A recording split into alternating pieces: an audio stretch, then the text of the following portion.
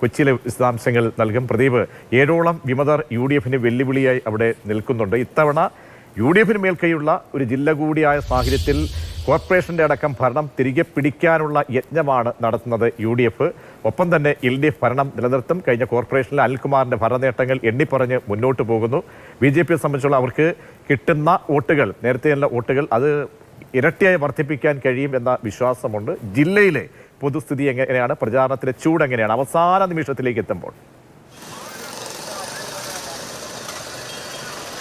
പ്രജിഷ്, കലാശക്കുട്ടിന് കേവലം 24 മണിക്കൂർ മാത്രം ശേഷിക്കെ അവസാന വോട്ടും തങ്ങളുടെ പെട്ടിയിലാക്കാനുള്ള തീവ്ര ശ്രമത്തിൽ തന്നെയാണ് മുന്നണികൾ. ഞാനിപ്പോൾ നിൽക്കുന്നത് കൊച്ചി കോർപ്പറേഷന്റെ 34ാം ഡിവിഷനിലാണ്. ഇവിടെ UDF സ്ഥാനാർത്ഥിയായി മത്സരിക്കുന്നത് KPCC ജനറൽ സെക്രട്ടറി കൂടിയായ ദീപ്തി മേരി വർഗീസാണ്. ജോർജ് നാനാട്ടാണ് ഇടതുമുന്നണി സ്ഥാനാർത്ഥിയായി മത്സരിക്കുന്നത്. കൂടാതെ ആപ്പിന്റെ സ്ഥാനാർത്ഥി മത്സരിക്കുന്നുണ്ട്, 2020യുടെ സ്ഥാനാർത്ഥി മത്സരിക്കുന്നുണ്ട്. അങ്ങനെ എല്ലാ വീറും വാശിയും നിറഞ്ഞ മത്സരമാണ് കൊച്ചി കോർപ്പറേഷനിൽ അരങ്ങേറുന്നത്. പ്രജിഷ് നേരത്തെ സൂചിപ്പിച്ചതുപോലെ ഭരണം നിലനിർത്താൻ വേണ്ടിയാണ് ഇടതുപക്ഷം ശ്രമിക്കുന്നത്. അതേസമയം കഴിഞ്ഞ തവണ കൈവിട്ടുപോയ ഭരണം തിരിച്ചുപിടിക്കാനാണ് UDFിന്റെ ശ്രമം. നേരത്തെ 2 തവണ അടുപ്പിച്ച് UDF ആയിരുന്നു നഗരസഭ ഭരിച്ചിരുന്നത്. പക്ഷേ 2025-ൽ സ്വതന്ത്രരുടെ കൂടി സഹായത്തോടു കൂടിയാണ് LDF ഭരണം സ്വന്തമാക്കിയത്.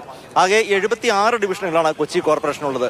നഗരസഭകളെ സംബന്ധിച്ച് പറയുമ്പോൾ എറണാകുളം ജില്ലയിൽ പൊതുവിൽ UDFന് അനുകൂലമെന്ന് പറയാറുണ്ട് എറണാകുളം ജില്ലയെ സംബന്ധിച്ച്. പക്ഷേ ഫലങ്ങളൊക്കെ പലപ്പോഴും മാറി മറിഞ്ഞ് വരാറുണ്ട്. നിലവിൽ നോക്കിയാൽ 4 നഗരസഭകൾ മാത്രമാണ് ഇടതിനുള്ളത്, ബാക്കിയെല്ലാം UDF ആണ്. അതിൽ തന്നെ കൂടാതെ തൃപ്പൂണിത്തുറ നഗരസഭയിൽ BJPക്ക് വലിയ നേട്ടമുണ്ടാക്കാൻ കഴിഞ്ഞിട്ടുണ്ട്. അതുകൊണ്ടൊക്കെ തന്നെ BJP ഒരു നിർണായക ഘടകമായി പല നഗരസഭകളിലും മാറിയിട്ടുണ്ട്.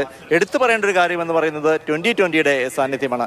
2015-ൽ ഒരു പഞ്ചായത്തിലായിരുന്നു 2020 സജീവമായിരുന്നത് എങ്കിൽ 2020 ആയപ്പോഴേക്കും അത് 4 പഞ്ചായത്തുകൾ, ഒപ്പം ജില്ലാ പഞ്ചായത്ത് ഡിവിഷനുകളിൽ അവർക്ക് സീറ്റുണ്ട്. കൂടാതെ ബ്ലോക്ക് പഞ്ചായത്തുകളിൽ നിർണായകമായി മാറിയിരിക്കുന്നു. ഇത്തവണ ഈ 4 പഞ്ചായത്ത് എന്നുള്ളത് കൂടുതൽ പഞ്ചായത്തുകളിലേക്ക് അധികാരത്തിലെത്താൻ സാധിക്കുമെന്നുള്ള ശുഭാപ്തി വിശ്വാസമാണ് 2020 പുലർത്തുന്നത്. മുൻപ് സൂചിപ്പിച്ചതുപോലെ UDFനാണ് ജില്ലയിൽ വിമത ശല്യം കൂടുതലുള്ളത്. നഗരസഭയിൽ തന്നെ ഏതാണ്ട് 7 വിമതർ നല്ല ഒരു ശക്തിയായി മത്സരിക്കുന്നുണ്ട്. ഇവരിൽ പലരും ജയിച്ചു കയറി വന്നേക്കാം. മറ്റു ചിലർക്ക് ജയിക്കാനൊരു പക്ഷേ കഴിഞ്ഞില്ലെങ്കിൽ തന്നെ ജയപരാജയങ്ങളെ നിശ്ചയിക്കാൻ സാധിച്ചേക്കാം. അതേസമയം കഴിഞ്ഞ തെരഞ്ഞെടുപ്പിൽ സജീവമായിരുന്ന V4 കൊച്ചി ഇത്തവണ എന്തായിരുന്നാലും മത്സര രംഗത്ത് അവരില്ല. അവർ ചില ഡിവിഷനുകളിൽ നല്ല തോതിൽ കഴിഞ്ഞ തവണ വോട്ട് പിടിച്ചിരുന്നു. പക്ഷേ ഇത്തവണ അവർ മത്സര രംഗത്തില്ല.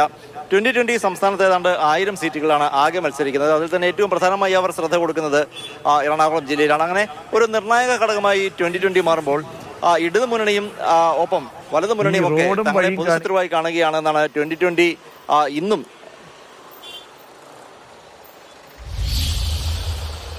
ഇരു മുന്നണികളും തങ്ങളെ പൊതുശത്രുവായി കാണുന്നു എന്നാണ് 2020 ചൂണ്ടിക്കാണിക്കുന്നത്. എന്തായിരുന്നാലും ശക്തമായ മത്സരമാണ് ഓരോ പ്രദേശങ്ങളിലും. ജില്ലാ പഞ്ചായത്ത് നിലവിൽ UDF ആണ് എറണാകുളം ജില്ലാ പഞ്ചായത്ത് ഭരിക്കുന്നത്. 16 ഡിവിഷനുകളിൽ UDF കഴിഞ്ഞ തവണ മികച്ച വിജയം നേടിയിരുന്നു. ഇത്തവണ അത് മാറ്റിമറിക്കാൻ സാധിക്കുമെന്നുള്ള ശുഭാപ്തി വിശ്വാസം LDF കേന്ദ്രങ്ങൾ പുലർത്തുന്നു. അതേസമയം മികച്ച ഭരണം ഉൾപ്പെടെ ചൂണ്ടിക്കാട്ടി UDFന് തന്നെ തിരിച്ചു വരാൻ കഴിയുമെന്നാണ് UDF നേതൃത്വം ചൂണ്ടിക്കാട്ടുന്നത്. എന്തായിരുന്നാലും വോട്ടർമാർ തയ്യാറായിരിക്കുന്നു, സ്ഥാനാർത്ഥികൾ തയ്യാറായിരിക്കുന്നു, മുന്നണികൾ തയ്യാറായിരിക്കുന്നു. അവസാനവട്ട ഒരുക്കങ്ങൾ ചടുലമായി പുരോഗമിക്കുന്നു.